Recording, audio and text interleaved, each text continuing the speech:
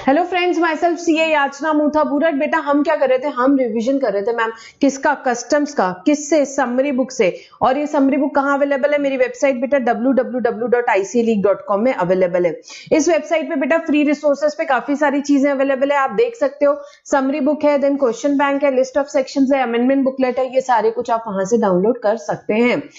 और बेटा एक चीज और बता दूं, जो नेक्स्ट अटेम्प्ट के लिए स्टूडेंट्स यहाँ पे कॉल कर रहे हैं, यस बेटा आपके लिए यहाँ पे न्यू रिकॉर्डिंग्स अवेलेबल है आपके अटेम्प्ट के रिलेवेंट, तो वो भी icleague.com में अवेलेबल है। आप कोर्स सेक्शन से क्या कर सकते हैं, परचेज कर सकते हैं वहां से, ठीक है। नाउ यहाँ पे बेटा हम स्टार्ट करेंगे हमारा इस लेक्चर में, हमारा जो हमें स्टार्ट करना है chapter number 3, importation exportation transportation of goods. बेटा बहुत ही प्रोसीजरल सा चैप्टर है, कुछ नहीं है। इंपोर्ट की प्रोसीजर पढ़ेंगे, एक्सपोर्ट की प्रोसीजर पढ़ेंगे, ट्रांसपोर्टेशन ऑफ गुड्स से रिलेटेड प्रोविजन पढ़ेंगे, दैट्स इट। उससे पहले मैं एक बार मेन बुक पे जाऊंगी, एक डेफिनेशन में डिस्कस करना चाहूंगी, पर्सन इंचार्ज की डेफिनेशन। बेटा पर्सन इंचार्ज बहुत बार पढ़ा है, कौन? वेसल में कौन रहता है बताओ? Master of vessel. एयरक्राफ्ट में कमांडर और pilot in-charge of aircraft. Train में conductor, guard, any other person having chief direction of the train और एनी अदर कन्वेंस। जैसे कि व्हीकल में जो कि ड्राइवर रहेगा या कोई और पर्सन इंचार्ज रहेगा, वो हो जाएगा क्या बेटा आपका यहाँ पे पर्सन इंचार्ज हो जाएगा, पर्सन इंचार्ज हो जाएगा। वेसल के केस में वापस से रिपीट करूंगी, रिवीजन है, फास्ट जाएंगे। वेसल के केस में मास्टर ऑफ वेसल, एयरक्राफ्ट के केस में बेटा पायलट यहाँ पे इंचार्ज और कमांडर, रेलवे ट्रेन के केस में कंडक्टर, गार्ड और other person having chief direction of the train और एनी अदर कन्वेंस के केस में, जैसे कि फॉर एग्जांपल व्हीकल के केस में कौन रहेगा बेटा? Driver of the vehicle. यहाँ पे क्या रहेगा आपका? पर्सन इंचार्ज रहेगा। इंपॉर्टेंट है पर्सन इंचार्ज की definition. Why it is important बेटा? क्योंकि मैम यहाँ पे पर्सन इंचार्ज के ऊपर बहुत सारी रिस्पॉन्सिबिलिटी कास्ट की गई है, जो कि हम अभी पढ़ेंगे, ठीक है बेटा। अब सबसे पहले इंपोर्ट की प्रोसीजर पढ़ेंगे, उसके बाद एक्सपोर्ट की प्रोसीजर पढ़ेंगे। एक मैं यहाँ पे आपको जस्ट सिंपल सा डायग्राम है वो बताती हूँ, हम इसको पढ़ेंगे, इसमें से हमें कैसे कैसे करना है। कोई भी बेटा एयरक्राफ्ट या वेसल बाहर से आता है तो वो कहाँ पे रुकेगा? एयरक्राफ्ट मैम आएगा कस्टम्स एयरपोर्ट पे, वेसल अगर आ रहा है तो कहाँ पे आएगा बेटा? कस्टम्स पोर्ट पे आएगा, कस्टम्स पोर्ट पे आएगा। फिर पर्सन इंचार्ज जो है, पर्सन इंचार्ज जो हमने अभी डेफिनेशन देखी, उसने क्या करना है बेटा? इंपोर्ट जनरल मैनिफेस्ट फाइल करेगा, वो इंपोर्ट जनरल मैनिफेस्ट फाइल करेगा। प्रॉपर ऑफिसर, वेसल के केस में ओनली एंट्री इनवर्ड्स का कंसेप्ट होता है, वेसल के केस में प्रॉपर ऑफिसर क्या करेगा? उसे ग्रांट करेगा एंट्री इनवर्ड्स, ग्रांट करेगा एंट्री इनवर्ड्स, उसके बाद ही उसका वेसल क्या आएगा बेटा? अंदर यहाँ पे आया। उसके बाद इंपोर्टर क्या करेगा भाई? बिल ऑफ एंट्री फाइल करेगा, टैक्स वैक्स पे करेगा, ड्यूटी वगैरह पे करेगा, और फिर प्रॉपर ऑफिसर क्या करेगा? ऑर्डर देगा क्लियरेंस का, ऑर्डर देगा क्लियरेंस का। बस यही है और कुछ नहीं है इस चैप्टर में। इंपोर्ट की प्रोसीजर एक एक चीजें हम डिटेल में पढ़ेंगे, ठीक है। सेक्शन 29 से ये चैप्टर हमारा शुरू होता है, देखेंगे, वापस से देखेंगे थोड़ी देर बाद ये डायग्राम और क्लैरिटी आ जाएगा।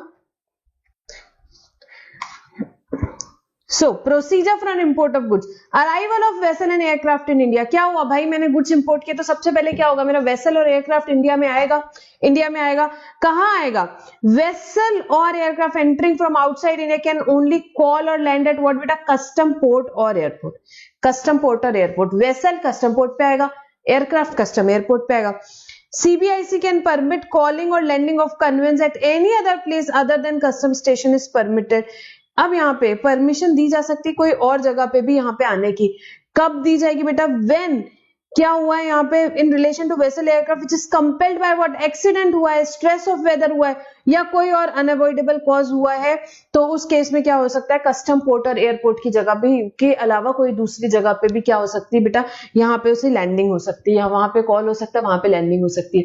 कौन से केसेस में हो सकता है? कहीं और अगर एक्सीडेंट का इश्यू आ गया, स्ट्रेस ऑफ वेदर हो गया, हवाएं चल रही है जोर जोर की, या कोई और अनअवॉइडेबल कॉज हो गया कि भाई नहीं पहुंच सकते custom port airport, emergency situation है, तो क्या करेंगे उस केस में? उस केस में कहीं और उसका लैंडिंग हो सकता है, उसका लैंडिंग हो सकता है। तो जनरली कहां पे आएगा हमारा भाई? हमने देखा था अभी यहाँ पे डायग्राम में देखा था, कस्टम एयरपोर्ट पे आएगा एयरक्राफ्ट, वेसल कहां आएगा? कस्टम पोर्ट पे आएगा। बट एक्सेप्शन सिचुएशन दी गई है जहां पे किसी और जगह पे भी उसकी क्या की जा सकती है? लैंडिंग कर सकती है, कॉलिंग की जा सकती है, ठीक है। सिंपल प्रोविजन है। नेक्स्ट सेक्शन 30 बेटा शॉर्ट में पढ़ेंगे सब चीजें यहाँ पे हम। डिलीवरी ऑफ अराइवल मैनिफेस्ट और इंपोर्ट मैनिफेस्ट और इंपोर्ट रिपोर्ट। अब क्या हुआ भाई? वेसल आ गया, यहाँ पे वेसल आ गया, या क्या आ गया? एयरक्राफ्ट आ गया। उस केस में क्या होगा? एक इंपोर्ट जनरल मैनिफेस्ट बनता है। अभी हमने देखा कौन बना रहा है? पर्सन इंचार्ज बना रहा था मैम, हमने अभी डायग्राम में देखा पर्सन इंचार्ज बना रहा था। तो after insuring that vessel are landed only in what? approve custom port or airport further duties cast on person in charge of vessel to deliver arrival manifest or arrival report। ठीक है, arrival manifest या arrival report उसे देना रहेगा। Vessel से अगर आपका goods आया है, किससे आया है भाई, वेसल से मेरा गुड्स आया है, तो मुझे क्या डॉक्यूमेंट लगेगा, उस डॉक्यूमेंट का नाम क्या है बेटा। अब इस चैप्टर में ना बड़े सारे नाम आएंगे, कहीं पे हम पढ़ेंगे, बहुत सारे नाम पढ़ेंगे, बिल ऑफ एक्सपोर्ट पढ़ेंगे हम, यहाँ पे शिपिंग बिल पढ़ेंगे हम, यहाँ पे अराइवल मैनिफेस्ट पढ़ेंगे, इंपोर्ट मैनिफेस्ट पढ़ेंगे, इंपोर्ट रिपोर्ट पढ़ेंगे, बिल ऑफ एंट्री पढ़ेंगे। ये सारे वर्ड्स जो है आपको याद रखने, एग्जाम में लिखने, ये सारे वर्ड्स बहुत इंपॉर्टेंट है। इंपोर्ट में कौन से वर्ड्स यूज हो रहे हैं, एक्सपोर्ट में कौन से वर्ड्स यूज हो रहे हैं, आपको एग्जाम में लैंग्वेज का बहुत ध्यान रखना है, ठीक है। लेमैन लैंग्वेज में कुछ नहीं करना, सीए फाइनल लेवल पे हो। सो अगर गुड्स आपके वेसल से आ रहे हैं तो कौन सा डॉक्यूमेंट लगेगा मैम, अराइवल मैनिफेस्ट बोलते हैं या इंपोर्ट मैनिफेस्ट बोलते हैं। कब देना है भाई, वेसल आने के पहले देना है। किसको देना है, पर्सन इंचार्ज की रिस्पॉन्सिबिलिटी, इलेक्ट्रॉनिकली फाइल हो जाता है, इलेक्ट्रॉनिकली फाइल हो जाता है। अब गुड्स मैम वेसल से नहीं आए, एयरक्राफ्ट से आए तो भी सेम डॉक्यूमेंट लगता है, नाम उसका सेम है, अराइवल मैनिफेस्ट और इंपोर्ट मैनिफेस्ट। और कब लगेगा, एयरक्राफ्ट के अराइवल के पहले, एयरक्राफ्ट के अराइवल के पहले इलेक्ट्रॉनिकली फाइल हो जाता है। हाँ जी बिल्कुल हो जाता है इलेक्ट्रॉनिकली फाइल। और अगर गुड्स आपके किससे आ रहे हैं, व्हीकल से आ रहे, व्हीकल से आ रहे तो बेटा डॉक्यूमेंट का नाम चेंज होता है, यहाँ पे डॉक्यूमेंट का नाम चेंज होता है। अब इसे क्या बोलेंगे, import report. Import report, vehicle से जब गुड्स आ रहे तब मैनिफेस्ट वर्ड यूज नहीं करना है आपको, मैनिफेस्ट वर्ड यूज नहीं करना है। क्या है, इंपोर्ट रिपोर्ट लगती है। इंपोर्ट रिपोर्ट लगती है कितने दिन में लगती है, कितना टाइम है मैम, 12 घंटे दिए गए बेटा, 12 घंटे after its arrival in the custom station. आ जाए व्हीकल आराम से 12 घंटे में दे सकते हैं, कोई दिक्कत नहीं है, और उसकी मैन्युअली फाइलिंग हो जाती है, ठीक है। तो ये किसकी बात थी, import manifest in case of vessel और एयरक्राफ्ट, और import report in case of vehicle की बात हमने की, ठीक है। सिंपल है, वेसल और एयरक्राफ्ट में आपका वेसल या एयरक्राफ्ट आने के पहले इलेक्ट्रॉनिकली फाइल करना पड़ता है, और व्हीकल के केस में मैन्युअली। आ जाए 12 घंटे में आराम से फाइल कर दें। अब पर्सन इंचार्ज ऐसा नहीं करता है तो क्या होगा भाई, पेनल्टी लगेगी। कितनी, मैक्सिमम 50,000 रुपए तक की पेनल्टी लग सकती है, मैक्सिमम 50,000 रुपए तक की पेनल्टी लग सकती है। यहाँ पे अगर डिले हो जाता है तो वो भी एक्सेप्ट कर लेगा officer on valid justified grounds. कुछ जस्टिफाइड ग्राउंड्स है उसके पास में, वैलिड ग्राउंड्स है, तो ऑफिसर को पावर दिया गया है, वो उसे भी बिलेटेड भी एक्सेप्ट कर सकता है, बिलेटेड भी एक्सेप्ट कर सकता है। Amendment to IGM, if proper officer is satisfied that arrival manifest और इंपोर्ट मैनिफेस्ट और import report is anyway incorrect और इनकम्प्लीट। इनकरेक्ट है भाई, इनकम्प्लीट है, इनकरेक्ट है, तो और कोई फ्रॉडुलेंट इंटेंशन नहीं था, हो गई गलती यार, हो जाती, सबसे होती, तो वो क्या करेगा, हाँ बिल्कुल उसका अमेंडमेंट या सप्लीमेंटेशन भी पॉसिबल है, सप्लीमेंटेशन भी पॉसिबल है। तो ये क्या कंसेप्ट था बेटा, हमारा अराइवल मैनिफेस्ट या इंपोर्ट रिपोर्ट से रिलेटेड हमने जो डिस्कस किया। Next, passenger and crew manifest. भाई अब क्या है, अब क्या है भाई, अराइवल मैनिफेस्ट, इंपोर्ट मैनिफेस्ट, ये किससे रिलेटेड होता है बेटा, ये यहाँ पे जनरली गुड्स से रिलेटेड होता है कि भाई इसमें क्या क्या चीजें होती है, उसमें सबकी क्या क्या गुड्स लेके आ रहे हो, स्टोर्स लेके आ रहे हो एंड ऑल दैट। अब passenger and crew arrival manifest के भाई कौन कौन लोग आ रहे हैं उसमें, अब जब से टेररिस्ट एक्टिविटी बढ़ गई है तब से गवर्नमेंट ने ये इंसर्ट किया। So passenger and crew arrival manifest and passenger name record information, ये भी किसकी responsibility, person in charge of conveyance that enters India shall deliver to proper officer what, passenger and crew arrival manifest before arrival in case of aircraft और vessel upon arrival in case of vehicle. तो यहाँ पे क्या है, passenger crew arrival manifest, arrival aircraft या vessel आने के पहले, और जब अराइवल हो जाता है व्हीकल के केस में जब पहुंचेगा तब उसने ये इन्फॉर्मेशन देनी है। The passenger name record information of arriving passenger in such form containing such particulars and within such time as may be prescribe, जो भी इन्फॉर्मेशन दिखाया हुआ है उसमें वो सारी चीजें लगेगी। तो ये यहाँ पे किसको डिलीवर करना है, पर्सन इंचार्ज की रिस्पॉन्सिबिलिटी है, पर्सन इंचार्ज की रिस्पॉन्सिबिलिटी है। बेटा यहाँ पे मैं बहुत डिटेल में नहीं ले रही हूँ, सेक्शन 29 भी मैंने बहुत डिटेल में नहीं लिया, 30 भी नहीं लिया, हम यहाँ रिवाइज कर रहे हैं, तो हम यहाँ पे इंपॉर्टेंट चीजें यहाँ पे रिवाइज कर रहे हैं, ठीक है। Other provision relating to conveyance carrying imported goods, but ये चैप्टर बहुत ज्यादा इंपॉर्टेंट नहीं है, तो अगर आपने इतना भी पढ़ा सफिशिएंट रहेगा, ठीक है। क्लास में हमने डिटेल में डिस्कस किया ही था, एक बार रिवीजन हो जाएगा। सो यहाँ पे बेटा सेक्शन 32 क्या बोलता है, imported goods not to be unloaded unless mention in arrival manifest और इंपोर्ट मैनिफेस्ट और इंपोर्ट रिपोर्ट। तो ये सिर्फ मैंने सेक्शंस के नाम लिए हैं, ये सेक्शन के जो नाम है इसी से चीजें क्लियर हो रही है। क्या बोलता है ये सेक्शन 32, ये बोलता है कि भाई इंपोर्टेड गुड्स को आपको अनलोड नहीं करना है, कब तक, जब तक अराइवल मैनिफेस्ट या इंपोर्ट रिपोर्ट या import manifest as the case में भी यहाँ पे आप देते नहीं हो, तब तक के क्या होगा बेटा, अनलोडिंग शुरू नहीं करनी है, अनलोडिंग शुरू नहीं करनी है। Then loading and unloading of goods at approve places only, कहीं भी नहीं अपना बढ़िया यहाँ पे गुड्स निकालने शुरू कर दे, नहीं, अप्रूव प्लेसेस में ही होगी अनलोडिंग लोडिंग।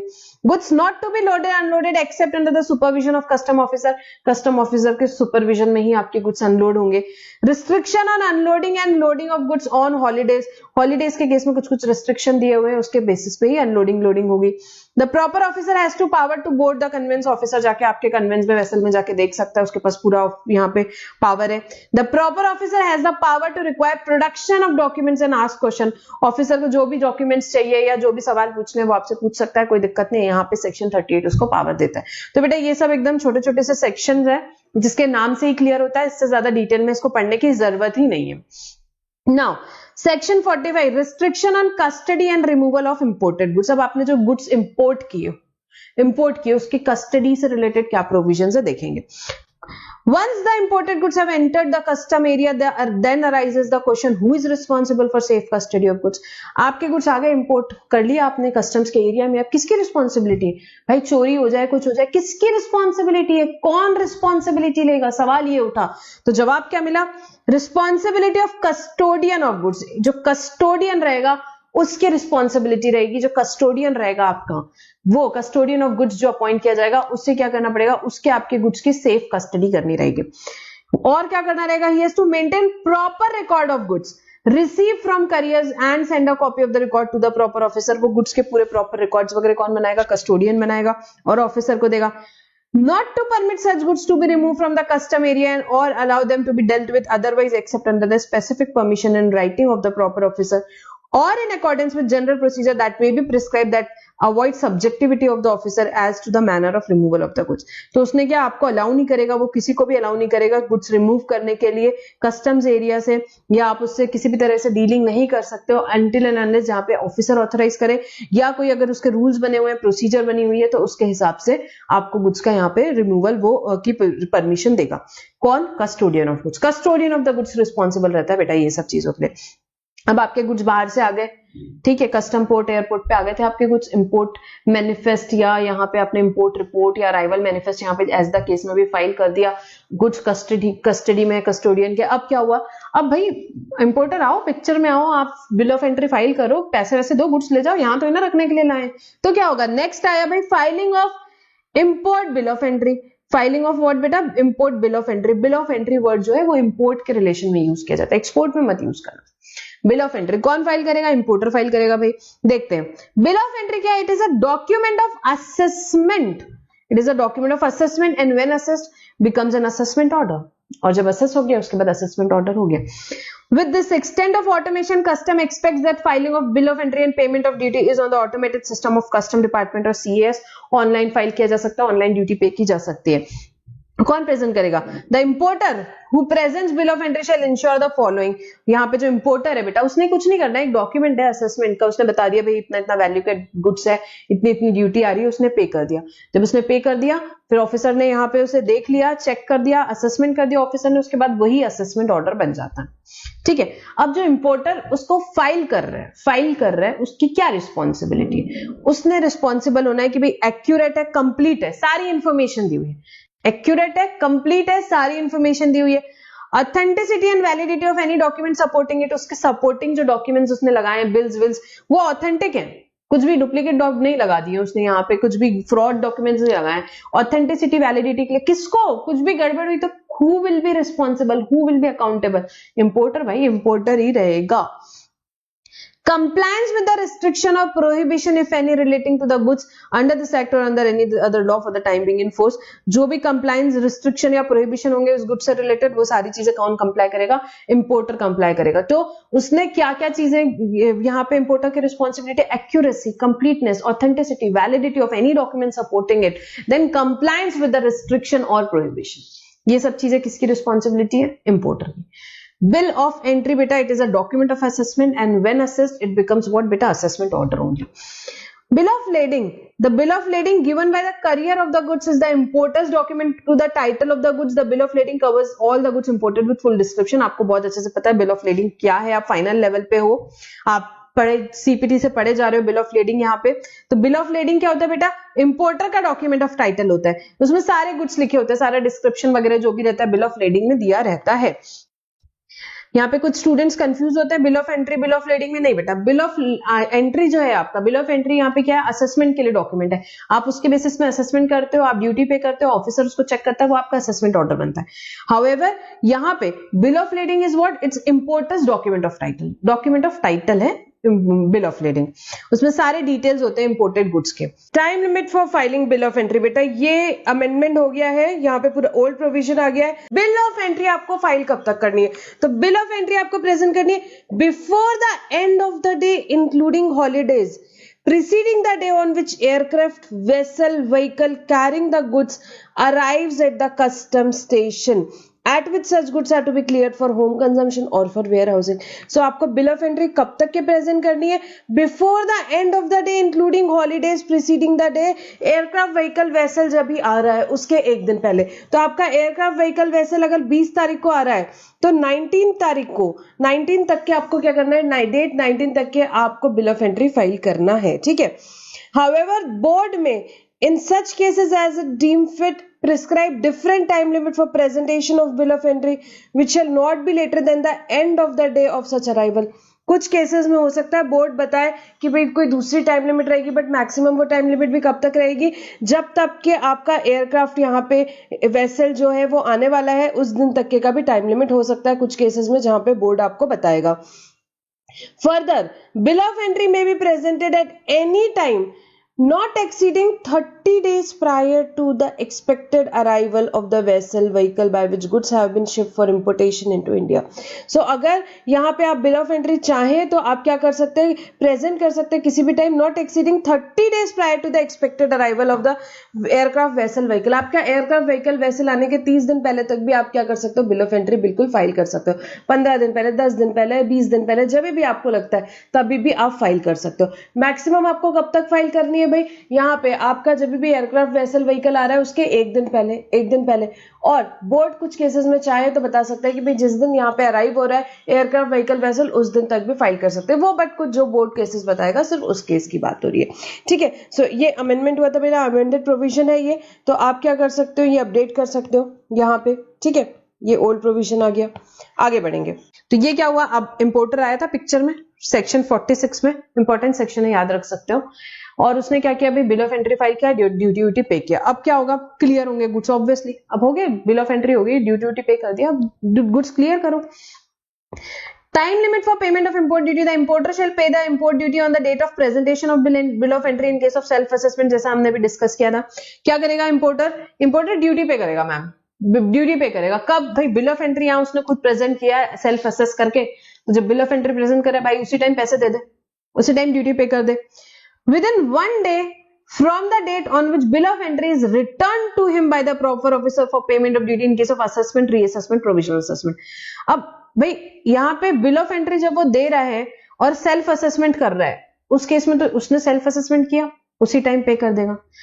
सेल्फ असेसमेंट का केस नहीं भाई, प्रोविजनल असेसमेंट हुआ, रीअसेसमेंट हो रहा है, ऑफिसर असेसमेंट कर रहा है, उस केस में एक दिन के अंदर पे करना है। जब भी ऑफिसर ने उसको बिल ऑफ यहाँ पे एंट्री उसको वापस भेजा असेस करके, उसके बाद में एक दिन के अंदर उसने पे करना है, excluding holiday obviously. Sunday one day आ गया बीच में तो फिर उसको छोड़ दो next day. In case of deferred payment from such due date as may be specified by rules made in this behalf, and if he fails to pay the duty either in full or part within the time so specified, he shall pay interest on the duty not paid, short paid till the date of its payment.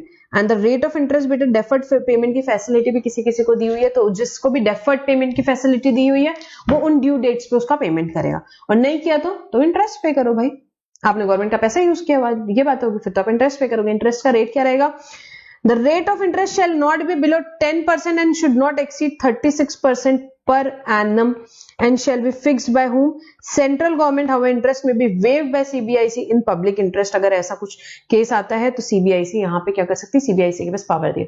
Minimum interest का rate रहेगा 10%, maximum रहेगा 36%। 10% minimum, maximum 36% per annum रहेगा। Central government यहाँ पे क्या करेगी, interest का rate आपका फिक्स करेगी, बट सीबीआईसी चाहे तो वो वेव कर सकती है, उनके पास पावर दिया हुआ है, कब, पब्लिक इंटरेस्ट में। ठीक है, क्या ये सबको मिलती है फैसिलिटी? नहीं, डेफर्ड पेमेंट की फैसिलिटी किसी किसी को मिलती है। अब ये बेटा डेफर्ड पेमेंट के हम रूल्स देखेंगे। यहाँ पे डेफर्ड पेमेंट के केस में बेटा यहाँ पे information about intent to avail benefit of the notification, या नोटिफिकेशन का जो लोग भी यहाँ पे बेनिफिट उठाना चाहते हैं। एक तो मैं बता दूं यहाँ बेटा, deferred payment facility central government ने किसको परमिट करी है? AEO 2 tier and 3 tier to make deferred payment of import duty that are called as eligible importers. AEO 2 tier and 3 tier. AEO means authorized economic operator certified by directorate general of performance management under CBIC. तो इन्हें क्या दी गई है? Deferred payment की facility दी हुई है। तो अब जो भी एलिजिबल इंपोर्टर है, जिन्हें भी ये डेफर्ड पेमेंट की फैसिलिटी लेना है, उनको क्या करना है? सबसे पहले इंटीमेट करेंगे, ऑब्वियसली यहाँ बताना तो पड़ेगा कमिश्नर को, प्रिंसिपल कमिश्नर को, कि भाई हम डेफर्ड पेमेंट की फैसिलिटी लेना चाहते हैं। और यहाँ पे his intention to avail set benefit हो ऑन बीइंग सेटिस्फाइड, और अगर ऑफिसर सेटिस्फाइड है तो आपको यहाँ पे एलिजिबल, यहाँ पे क्या करेगा, आपको यहाँ पे अलाउ करेगा कि आप डेफर्ड पेमेंट की फैसिलिटी अवेल कर सकते हैं। अब goods corresponding to bill of entry return for payment from, आपका क्या हुआ, आपके जो भी गुड्स है जिसमें डेफर्ड पेमेंट की फैसिलिटी दी गई है, उनकी बिल ऑफ एंट्री आपको कभी रिटर्न की ऑफिसर ने 1st to 15th के बीच में आपको रिटर्न करी, तो आपको ड्यू डेट क्या है? आपके पेमेंट की ड्यू डेट है आपके पेमेंट की 16th, ड्यू डेट है आपके पेमेंट की 16th। और अगर 16 से 31 तक के करी हुई है अदर देन मार्च, तो नेक्स्ट मंथ का जो फर्स्ट है वो आपका ड्यू डेट रहेगा। और in case of March from 16 to 31 March, March के केस में 31 March is the due date, 31 March is the due date. ठीक है, इलेक्ट्रॉनिक पेमेंट करेंगे ड्यूटी का। हाउएवर यहाँ पे अगर किसी रीजन से इलेक्ट्रॉनिक पेमेंट नहीं हो पाया तो मैनुअल पेमेंट भी अलाउ किया जाएगा। Then deferred payment not to apply in certain cases, अगर आपने डिफॉल्ट कर दिया, कितनी बार? वंस इन कंसेक्यूटिव 3 मंथ्स बेटा, वंस इन कंसेक्यूटिव 3 मंथ्स आपने डिफॉल्ट कर दिया तो उस केस में आपकी वो फैसिलिटी हट जाएगी, और जब तक कि आप पूरी ड्यूटी और इंटरेस्ट पे नहीं करते आपको वो फैसिलिटी वापस नहीं मिलेगी। तो ये कंसेप्ट था बेटा डेफर्ड पेमेंट ऑफ ड्यूटी का। अब कुछ केसेस में बेटा गवर्नमेंट ने mandatory electronic payment of duty रखा है। कौन से केसेस है वो? The central government has notified the following class of importer who have to pay custom duty electronically only. कौन? Importers registered under ACP accredited credit client program में जो भी इंपोर्टर्स हैं उन्हें करना है, और importers paying custom duty of 1 lakh और मोर पर बिल ऑफ एंट्री। एक बिल ऑफ एंट्री पे 1 लाख से ज्यादा या 1 लाख रुपए या उससे ज्यादा की ड्यूटी आ रही है और वो पे कर रहे हैं तो उन्हें इलेक्ट्रॉनिकली ही पेमेंट करना पड़ेगा। The importer desirous to make use of e-payment facility first need to have an internet account with a designated bank. This you know very well. ठीक है, तो ये क्या हुआ, आपने बिल ऑफ एंट्री यहाँ पे फाइल करी थी, तो डिपेंड करता है कि आप यहाँ पे bill of entry self assessment का था तो आपने क्या कर दिया बेटा, बिल ऑफ एंट्री के टाइम पे ही आपने पैसे दे देने हैं, ड्यूटी का पेमेंट कर देना है। बट अगर यहाँ पे आपको किसने, ऑफिसर ने क्या किया, प्रोविजनल असेसमेंट किया, रीअसेसमेंट किया, सेल्फ असेसमेंट किया, तो 1 डे के अंदर जब भी आपको उसने बिल ऑफ एंट्री रिटर्न किया तब आपको पेमेंट करना है। और डेफर्ड पेमेंट की फैसिलिटी हमने जैसे देखा, डेफर्ड पेमेंट की फैसिलिटीज भी यहाँ पे दी गई है। AEO को यहाँ पे 2 टायर 3 टायर यहाँ पे उनको दी हुई है, और जो जिनको भी ये फैसिलिटी अवेल करना है वो क्या करेंगे, गवर्नमेंट को यहाँ पे कमिश्नर को, प्रिंसिपल कमिश्नर को यहाँ पे क्या करेंगे, वो इंटीमेट करेंगे, जो कि उन्हें यहाँ पे परमिशन देंगे। और यहाँ पे ड्यू डेट्स प्रिस्क्राइब्ड है, 1st to 15 से रिलेटेड आपकी बिल ऑफ एंट्री यहाँ पे रिटर्न हुई है तो उस केस में 16th ऑफ द मंथ, और फिर अगर आपकी 16 to 31 है तो 1st of the succeeding month, and in case of March 16 to 31 के केस में 31st मार्च आपका क्या रहेगा बेटा, ड्यू डेट ऑफ पेमेंट रहेगा। ड्यू डेट ऑफ पेमेंट रहेगा, इलेक्ट्रॉनिकली पेमेंट करना है, बट अगर पॉसिबल नहीं है तो इलेक्ट्रॉनिक की जगह आप यहाँ पे मैनुअल पेमेंट करते हो तो भी चलेगा। और डेफर्ड पेमेंट अगर आपने डिफॉल्ट कर दिया 1 in 3 कंसेक्यूटिव मंथ्स तो आपका क्या होगा, डेफर्ड पेमेंट फैसिलिटी वापस ले लेंगे। कुछ केसेस में मैंडेटरी इलेक्ट्रॉनिक पेमेंट ही करना है। किस में करना है? जो इंपोर्टर रजिस्टर्ड है ACP में, यहाँ पे एक्रेडिटेड क्रेडिट प्रोग्राम में, उनको क्या करना है बेटा, उनको यहाँ डेफर्ड पे, उनको यहाँ इलेक्ट्रॉनिक पेमेंट करना कंपलसरी है। और जिसका 1 लाख या उससे ज्यादा पर बिल ऑफ एंट्री, ये याद रखना, पर बिल ऑफ एंट्री जिनका क्या आ रहा है, पेमेंट आ रहा है, वो भी क्या करेंगे, इलेक्ट्रॉनिकली पेमेंट ऑफ ड्यूटी करेंगे। अब नेक्स्ट बेटा, नेक्स्ट क्या, अब यहाँ पे 1 मिनट सेक्शन 47 पे जाऊंगी मैं पहले। अब इसके बाद आपका क्या होगा, आपने पेमेंट कर दिया, भाई क्या क्या कर लिया आपने, हम देखेंगे डायग्राम से एक बार देखते हैं। हमारे एयरक्राफ्ट वेसल आ गया, पर्सन इंचार्ज ने इंपोर्ट जनरल मैनिफेस्ट दे दिया, यहाँ पे ऑफिसर ने आपको एंट्री इनवर्ड्स ग्रांट कर दी, इंपोर्टर ने बिल ऑफ एंट्री फाइल कर दिया, इंपोर्टर ने पैसे वैसे ड्यूटी डिस्चार्ज कर दी। अब क्या होगा, ऑफिसर आपका ऑर्डर फॉर क्लियरेंस देगा, ऑफिसर ऑर्डर फॉर क्लियरेंस देंगे। So once the custom check and payment of duty is completed, the custom officer allow clearance of the goods. Section 47 provides that where the proper officer is satisfied that goods entered for home consumption, क्या है आपके goods not prohibited, goods are not prohibited and appropriate duty and charges has been paid, he will make an order for clearance for the home consumption. तो वो क्या करेगा बेटा, आपका home consumption का order दे देगा. तो ऑफिसर ने क्या किया, यहाँ पे order for clearance दे दिया, order for clearance दे दिया. ठीक है, अब एक section 49 और है, वो डिस्कस करेंगे हम. ये 47 आपकी समरी बुक में नहीं दिया हुआ है, बट ठीक है, मतलब सिर्फ समझना था हमें, हमने डिस्कस कर लिया. ऑर्डर फॉर क्लियरेंस देगा ऑफिसर, दैट्स इट.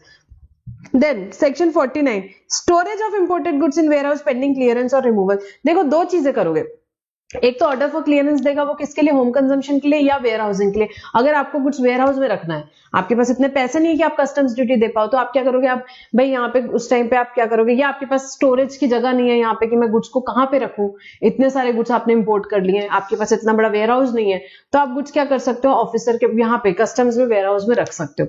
तो दो चीजें करोगे यहाँ पे, आप या तो गुड्स क्या करोगे बेटा, क्लियर करोगे होम कंजम्पशन के लिए या वेयर हाउसिंग के लिए लेकर के जाओगे. अब क्या हुआ ना, आपने यहाँ पे वेयर द एसी और DC of the custom is satisfied that on application, importer ने एप्लीकेशन किया और उसने बोला हाँ मैंने गुड्स लिए थे होम कंजम्पशन के लिए या मैंने वेयर हाउस के लिए नहीं लिए थे, बट मैं उनको क्लियर नहीं कर पा रहा हूँ. ठीक है, so goods can not be cleared within a reasonable time in case of imported goods whether dutiable और not entered for home consumption. मैंने गुड्स एंटर किए थे होम कंजम्पशन के लिए, बट मैं क्लियर नहीं कर पा रहा हूँ ड्यू टू सम रीजन. या the goods were entered for warehousing, warehousing के लिए मैंने बोला था, but it can not be remove और deposit in warehouse, deposit नहीं करवा पा रहा हूँ वेयर हाउस में within a reasonable time in case of imported dutiable goods. तो उस केस में क्या किया जाएगा, गवर्नमेंट बोलेगी ठीक है पब्लिक वेयर हाउस में उसको 30 डेज के लिए रख दिया जाएगा, गुड्स को क्या किया जाएगा, पब्लिक वेयर हाउस में 30 डेज में रख दिया जाएगा बेटा. और प्रिंसिपल कमिश्नर जो है उस पीरियड को 30 डेज से और एक्सटेंड भी कर सकते हैं, उस पीरियड को 30 डेज से एक्सटेंड भी कर सकते हैं. तो बेटा यहाँ पे हमारा क्या, मैंने इंपोर्ट से रिलेटेड जो इंपॉर्टेंट प्रोविजंस थे सारे डिस्कस किए. वापस बता दूं, ये सारे टर्म्स याद रखने बहुत जरूरी है. एयरपोर्ट या वेसल आपका कहाँ पे आएगा, कस्टम पोर्ट या एयरपोर्ट पे ही आएगा. एक्सेप्शंस कुछ दिए हुए हैं, स्ट्रेस ऑफ वेदर हो गया यहाँ पे, या फिर ऐसी कोई इमरजेंसी कंडीशंस आ जाती है, ठीक है, स्ट्रेस ऑफ वेदर हो जाता है या एक्सीडेंट हो जा सकता है, अवॉइडेबल कॉज हो जाता है, तो सिर्फ उस केस में क्या किया जा सकता है, किसी और जगह पे भी लैंडिंग या कॉलिंग की जा सकती है. फिर पर्सन इंचार्ज क्या करेगा, इंपोर्ट जनरल मैनिफेस्ट और import report in case of vehicle क्या किया जाएगा, वो देगा. फिर ऑफिसर क्या देगा आपको, ग्रांट करेगा एंट्री इनवर्ड्स. वेसल के केस में खाली एंट्री इनवर्ड्स का फंडा होता है, ऑफिसर क्या करेगा, एंट्री इनवर्ड्स ग्रांट करेगा. फिर यहाँ पे इंपोर्टर क्या करेगा, बिल ऑफ एंट्री फाइल करेगा, यहाँ पे ड्यूटी जो भी एप्रोप्रिएट है वो पे करेगा. फिर प्रॉपर ऑफिसर क्या देगा, आपको ऑर्डर फॉर क्लियरेंस देगा, ऑर्डर फॉर क्लियरेंस देगा. तो ये इंपोर्ट के केस में बेटा प्रोसेस हुई, इंपोर्ट के केस में प्रोसेस हुई. वेयर हाउसिंग का बेटा पहले एक चैप्टर ही पूरा हुआ करता था, बट अब क्या किया है उन्होंने, वेयर हाउसिंग का चैप्टर इंस्टीट्यूट ने आप लोगों को एप्लीकेबल नहीं किया है. तो हम बहुत डिटेल में प्रोविजन में नहीं जाएंगे, थोड़ा बहुत जो बेसिक डिस्कशन आएगा वो हम डिस्कस करेंगे. Now procedure for export of goods, जैसे हमने इंपोर्ट पढ़ा वैसे ही हम एक्सपोर्ट भी पढ़ेंगे. तो एक बार पहले एक्सपोर्ट का भी डायग्राम देखेंगे. एक्सपोर्ट में क्या है, पर्सन इंचार्ज को सेम एक्सपोर्ट मैनिफेस्ट या डिपार्चर मैनिफेस्ट जिसे बोलते हैं वो पर्सन इंचार्ज देगा. Passenger and crew departure manifest देगा यहाँ पे, ठीक है, कौन देगा, पर्सन इंचार्ज देगा. एक्सपोर्टर जो है यहाँ पे, जो एक्सपोर्टर डॉक्यूमेंट फाइल करता है बेटा उसको क्या बोलते हैं, शिपिंग बिल बोलते हैं, शिपिंग बिल बोलते हैं. एक्सपोर्ट ड्यूटी का असेसमेंट करेगा, वो पेमेंट करेगा और ऑफिसर उसे चेक करेगा, और ऑफिसर जो ऑर्डर देता है यहाँ पे उसे बोलते हैं लेट शिप ऑर्डर बेटा, लेट शिप ऑर्डर. उसके बाद एंट्री आउटवर्ड्स होंगे और फिर आपका व्हीकल जा सकता है, आपका व्हीकल जा सकता है. इतना ही प्रोसेस है एक्सपोर्ट में, एक बार समझेंगे आप.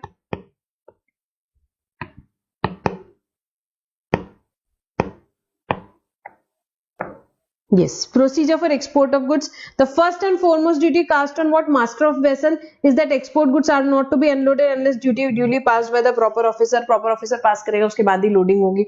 The person in charge of the conveyance shall not permit the loading at the custom station of export goods other than baggage, mail bags unless shipping bill or bill of export or bill of transshipment as the case may be duly passed by proper officer has been handed over to the exporter. Baggage of mail bills unless their export has been duly permitted by the proper officer. So यहाँ पे बेटा export goods को क्या है, उसको पहले loading नहीं देनी, लोडिंग नहीं देगा यहाँ पे पर्सन इंचार्ज. कब तक अलाउ नहीं करेगा, जब तक के ऑफिसर यहाँ पे क्या नहीं करता बेटा, पास नहीं करता, उसको पास नहीं करता है. Other than baggage and mail bags, जब तक के वो शिपिंग बिल यहाँ पे एक्सपोर्टर नहीं देता है किसको, ऑफिसर को, और जो शिपिंग बिल और बिल ऑफ एक्सपोर्ट है वो पूरा पास करके जब ऑफिसर अलाउ करेगा उसके बाद ही एक्सपोर्ट गुड्स को लोड किया जाएगा, ठीक है। और बैगेज और मेल बैग्स को कब रख सकते हैं, यहाँ पे ऑफिसर की परमिशन लेकर बैगेज और मेल बैग्स को यहाँ पे दिया जा सकता है। This is the most important responsibility cast on person in charge of conveyance has to give to the custom authorities complete list of cargo exported from India taken by the conveyance under his charge. उसको पूरी list of cargo देनी पड़ेगी, वहां पे export general manifest जिसे बोलते हैं कि भाई ये सामान मैं लेकर के जा रहा हूं, और नहीं करता है तो 50,000 रुपए तक की पेनल्टी लग सकती है। सेम पैसेंजर और क्रू मैनिफेस्ट और पैसेंजर नेम रिकॉर्ड भी उसे देना पड़ेगा, ठीक है। किसको देना पड़ेगा, पर्सन इंचार्ज को।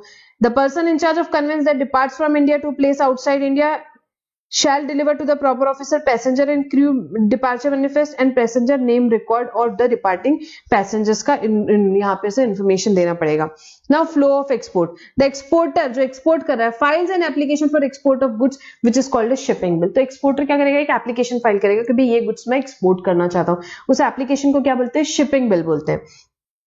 After the appraising department assesses the export duty on shipping bill, export cess are collected, export cess collect किए जाएंगे।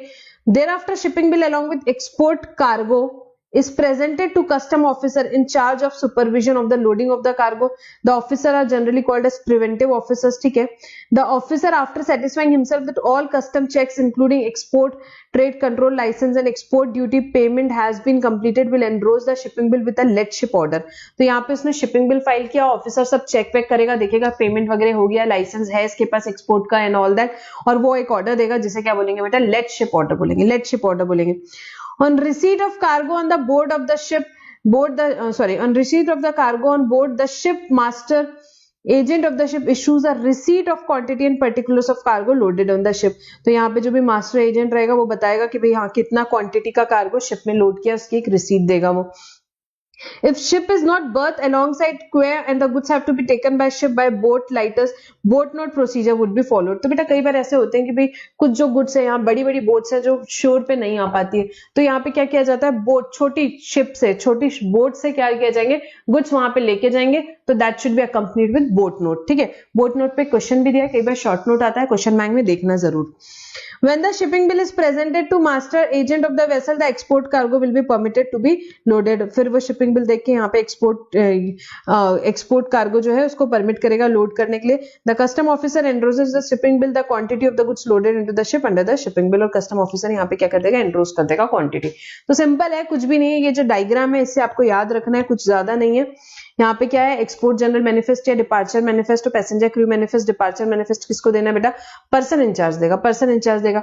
उसके बाद एक्सपोर्टर क्या फाइल करेगा, शिपिंग बिल फाइल करेगा या बिल ऑफ एक्सपोर्ट फाइल करेगा, एज द केस में भी एक्सपोर्ट ड्यूटी का असेसमेंट होगा और पेमेंट होगा, और लेट शिप ऑर्डर देगा, लेट शिप ऑर्डर देगा। और उसके बाद आपका वेसल का क्या हो सकता है बेटा, एंट्री आउटवर्ड्स हो जाएगा, एंट्री आउटवर्ड्स हो जाएगा, ठीक है।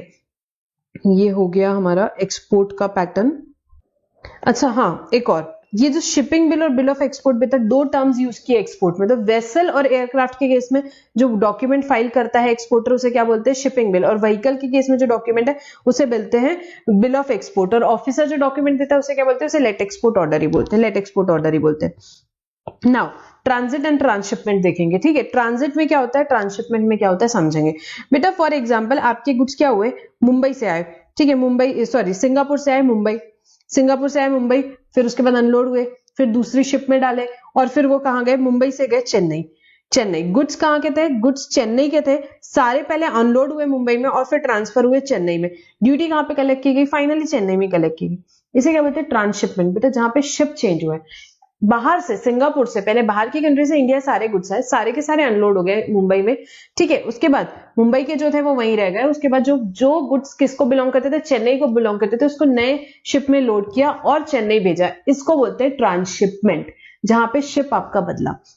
What do you mean by transit, transit में क्या हुआ, बाहर से गुड्स आए, मुंबई में फॉर एग्जांपल अनलोड हुए, थोड़े जितने मुंबई के रिक्वायरमेंट थे मुंबई में अनलोड हो गए, जितने केरला के थे सेम शिप गया केरला और वहां पे अनलोड हुए। तो ट्रांजिट क्या होता है, शिप आपका सेम रहेगा, जितने जहां के वहां अनलोड होंगे, ठीक है। अब समझेंगे, समरी बुक पे आएंगे।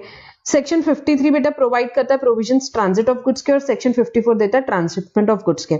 इन case of transit of goods क्या होता है, हमने देखा कि कन्वेंस जो रहता है आपका, goods are allowed to remain on the same conveyance. In case of transshipment of goods, conveyance changes, that is goods are unloaded from one conveyance and loaded into another conveyance. In case of transit of goods क्या है बेटा, continuity of record है, और in case of transshipment continuity of record is not maintained as goods are transferred from one conveyance to another. एक conveyance से दूसरे conveyance आपके goods चले जाते हैं, तो यहाँ पे क्या होती है, continuity नहीं रहती, continuity नहीं रहती है। ये दोनों भी केसेस में बेटा, ट्रांजिट में भी ट्रांसशिपमेंट में भी क्या किया जाएगा, ये गुड्स को ड्यूटी फ्री यहाँ पे ले लिया जाएगा, ठीक है, और जहां उसका फाइनल डेस्टिनेशन रहेगा ड्यूटी वहीं पे कलेक्ट की जाएगी। तो ट्रांजिट और ट्रांसशिपमेंट यहाँ पे ड्यूटी फ्री परमिट किया जाएगा और फाइनल डेस्टिनेशन पे ही उस पर ड्यूटी कलेक्ट की जाएगी, ठीक है। तो ये प्रोविजंस किसके थे बेटा, ट्रांजिट के, ट्रांसशिपमेंट के। और हमने ये चैप्टर कंप्लीट किया, इंपोर्ट के प्रोविजन समझे, एक्सपोर्ट के प्रोविजंस पढ़े, और हमने ट्रांसपोर्टेशन ऑफ गुड्स से रिलेटेड जो प्रोविजंस थे वो पढ़े, ठीक है। सो बेटा नॉट वेरी इंपॉर्टेंट चैप्टर, ठीक है, पूरा प्रोसीजरल चैप्टर है, इजी चैप्टर है। कुछ जो वर्ड्स हैं वो आपको याद रखने की भी, किस में इंपोर्ट में कौन से वर्ड्स यूज हो रहे हैं, इंपोर्ट में क्या प्रोसेस है, एक्सपोर्ट में क्या प्रोसेस है, ट्रांसपोर्टेशन में क्या है, ठीक है। तो हमने एक बेसिक डिस्कशन यहाँ पे किया, and will stop our discussion over here बेटा। Thank you for now.